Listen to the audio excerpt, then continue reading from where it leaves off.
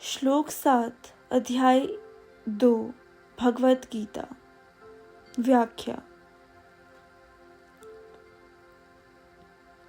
कायरता रूप दोषों से तिरस्कृत स्वभाव वाला और धर्म के विषय में मोहित अंतःकरण वाला मैं आपसे पूछता हूँ कि जो निश्चित कल्याण करने वाली हो वह बात मेरे लिए कहिए। मैं आपका शिष्य हूँ, आपके शरण हुए मुझे शिक्षा दीजिए। यद्यपि अर्जुन अपने मन में युद्ध से सर्वथा निवृत्त होने को सर्वश्रेष्ठ नहीं मानते थे, तथापि पाप से बचने के लिए उनको युद्ध से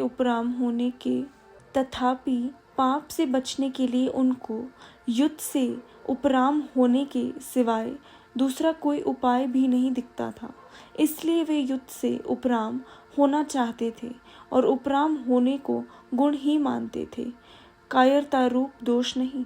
परंतु भगवान ने अर्जुन की इस उपपत्ति को कायरता और हृदय की तुच्छ दुर्बलता कहा, तो भगवान के उन निसंदिग्ध वचनों से अर्जुन को ऐसा विचार हुआ कि युद्ध से निवृत्त होना मेरे लिए उचित नहीं है। यह तो एक तरह की कायरता ही है जो मेरे स्वभाव के बिल्कुल विरुद्ध है, क्योंकि मेरे शास्त्र स्वभाव में दीनता और पलायन ये दोनों ही नहीं है। इस तरह भगवान के द्वारा कथित कायरता रूप दोषों को अपने में स्वीकार करते हुए अर्जुन भगवान से कहते हैं कि एक तो कायरता रूप दोष के कारण मेरा शास्त्र स्वभाव एक तरह से दब गया है, और दूसरी बात मैं अपनी बुद्धि से धर्म के विषय में कुछ निर्णय नहीं कर पा रहा हूँ।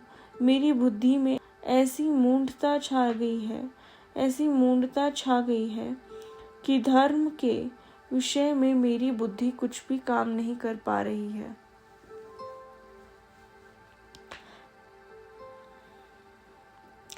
इसी अध्याय के दूसरे श्लोक में भगवान ने कहा था कि तू जो कायरता के कारण युद्ध से निवृत्त हो रहा है, तेरा यह आचरण अनार्य जुष्ट और अर्थात श्रेष्ठ पुरुष ऐसा आचरण नहीं करते। वे तो जिसमें अपना कल्याण हो वही आचरण करते हैं।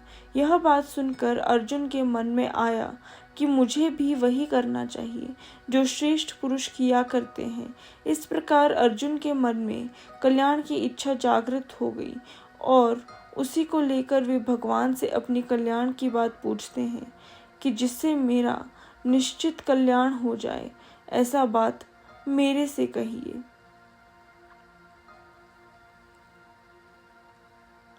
अपने कल्याण की बात पूछने पर अर्जुन मन में यह भाव पैदा हुआ कि कल्याण की बात तो गुरु से पूछी जाती है, सारथी से नहीं।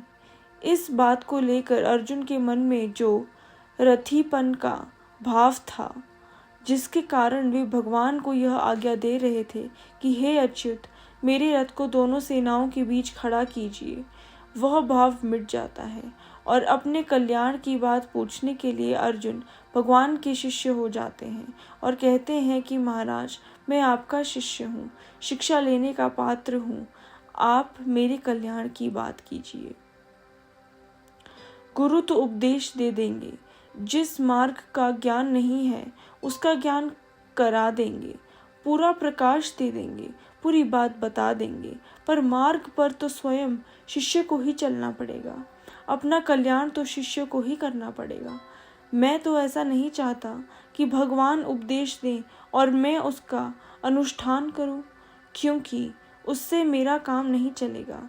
अतः अपने कल्याण की जिम्मेवारी मैं अपने आप पर क्यों रखूं? गुरु पर ही क्यों ना छोड़ दूं? जैसा केवल माँ के दूध पर ही निर्भर रहने वाला बालक बीमार हो जाए तो उसकी बीमारी दूर करने के लिए औषधि स्वयं माँ को खानी पड़ती है, बालक को नहीं। इस तरह मैं भी सर्वथा गुरु के ही शरण हो जाऊं, गुरु पर ही निर्भर हो जाऊं, तो मेरे कल्याण का पूरा दायित्व गुरु पर ही आ जाएगा। स्वयं गुरु को ही मेरा कल्याण करना पड़ेगा। इस भाव से अर्जुन कहते हैं कि मैं आपके शरण में हूँ, मेरे को शिक्षा दीजिए। हरे कृष्णा।